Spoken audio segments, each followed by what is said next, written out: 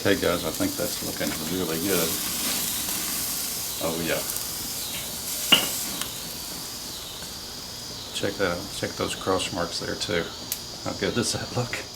Hey YouTube friends, Will Chapman here with Backyard Smoking and Grilling with Will. I hope everybody out there is having a great day. It's beautiful here. The weather's really changed. It's getting a lot cooler at night. It's cooler during the day. It's instead of being 95 in the shade, it's more like 78 in the shade. So it's great grilling weather, and we're going to do one of my all-time favorite things to grill probably in my whole life, and that's a great steak.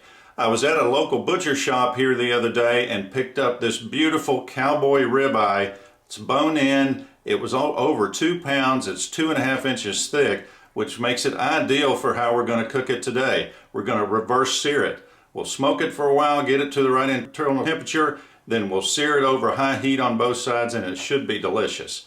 And remember, if I can do it, you can certainly do it, because you can do anything you set your mind to. So just relax. We'll get downstairs in the kitchen and we'll get the meat prepped, then we'll start the charcoal. Okay guys, check out this steak. I mean, this is unbelievable. It's hard to even describe how big this thing is. It's a good 2.5 inches thick. It weighed over 2 pounds. It's a gorgeous steak. It's bone in. Look at all the marbling on it. Really good quality, good grade of meat, and I think it's going to grill up awesome.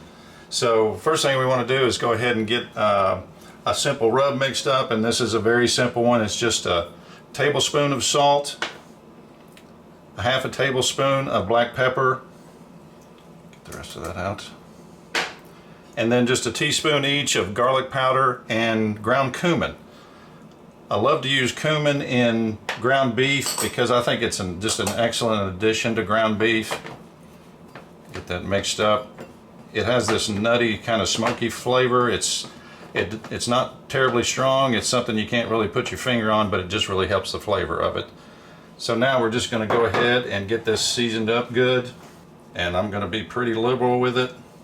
If that's not enough, I'll make it a little more. We're going to get all sides, including the sides. You can use a binder here if you want, a little olive oil, even a little mustard if you want. I'd go with the olive oil though. Mustard's good on them to me. I swear.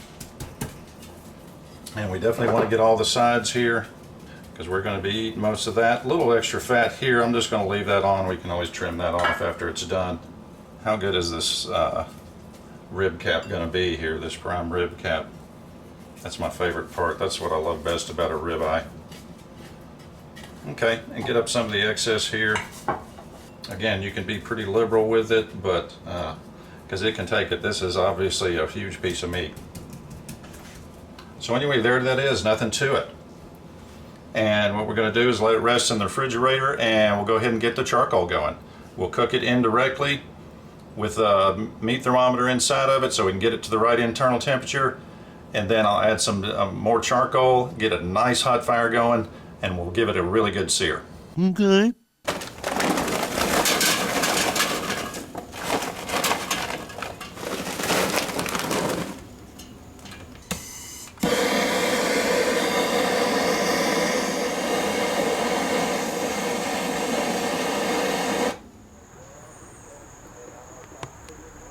Okay guys, the fire looks good over there on the side. I've got a nice piece of wood on it. I want to oil the grates just a little bit so it doesn't stick, and now we're going to get this beautiful steak on here. Well, check that dude out. That looks so good. Now the last thing, I just want to get our thermometer in there. Try to get it roughly in the center. And there we go. And you can see it's 45 degrees now, so we're doing good. I have no idea how long this is actually going to take. I've never really done a steak this thick before. I'm going to turn down the vents about halfway so it doesn't get too hot, and we will go from there. Okay guys, we added some charcoal just a little bit ago. I'm going to give it a quick check here. That's looking good.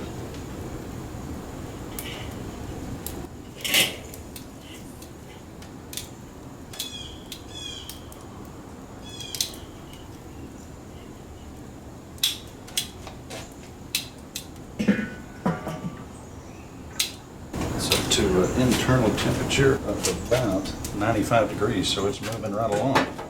Shouldn't be too much longer now. And then I'll get another load of charcoal going and get a nice hot fire and we'll give it a good sear. Okay guys, we've got it to the correct internal temperature. 130 to 135 is basically what we're looking for. As you can see, it's 133, so that's just about perfect. I'll go ahead and pull it off. I've got a whole charcoal chimney over, ready to go. That looks great already. If you can see that or not. Looks awesome already. I'm going to cover that. Just long enough to get the grate off of here.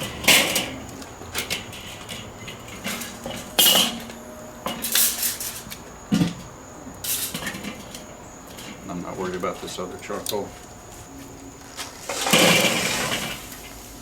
Disperse! Nothing to see here, please! Let's get this organized here. And now we're going to put the big sear on the steak.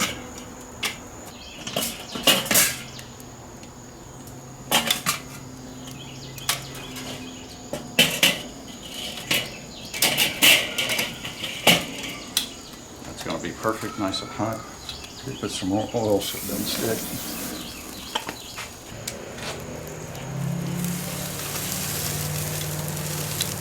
The size of that thing.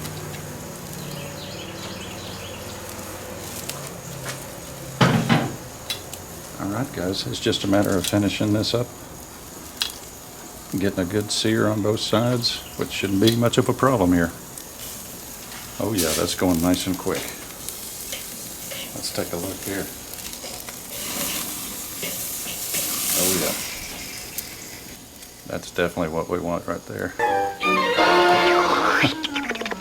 just a quick sear on that side, and this is going to be ready to rest for about 15 minutes, and then we're going to eat it up.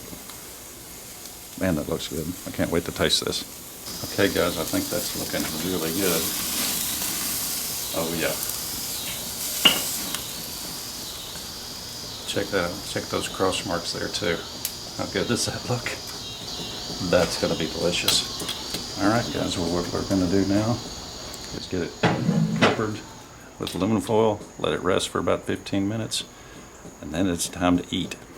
Well, okay guys, we've given this about a 15-minute rest. I can't stand it any longer. It smells so good. I hope it turned out good. I think it did. We cooked it to the right internal temperature. Total cook time was, oh man, total cook time was about 1 hour and 40 minutes, and that included searing. So not too bad at all. Considering how thick this steak is, that's pretty not too bad, but boy, look at that. That looks so good. What I'm going to do first, I'm just going to go ahead and cut it off of the bone here.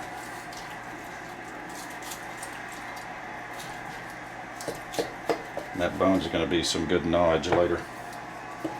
And then I'm just going to go ahead and start slicing it here. How about right this way?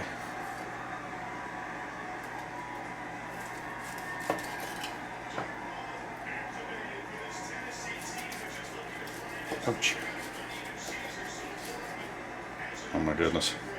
I hope you can see that. Check that out. Perfect doneness throughout the whole depth of the steak. Just really good. Oh my goodness. Ouch. I gotta taste a little bit of that. Look at that. Oh man. Oh my gosh, that smoke, that rub. Oh man, that's a good piece of meat too. Holy cow. Look at that, how juicy. Perfect doneness for me. I like it just slightly above medium rare. Not quite medium. This is exactly that. That is so good. That is so tender.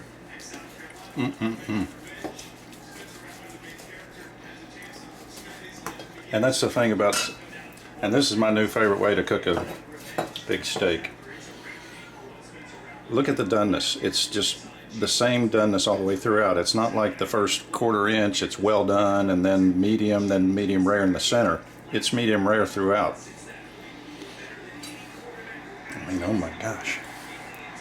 And the fat content, that is so tender. Oh my gosh. You guys have to try this. Oh, I gotta get some of that right there. That's spinalis muscle right there, which is kind of like the rib cap. That's like the burnt end. Check that out.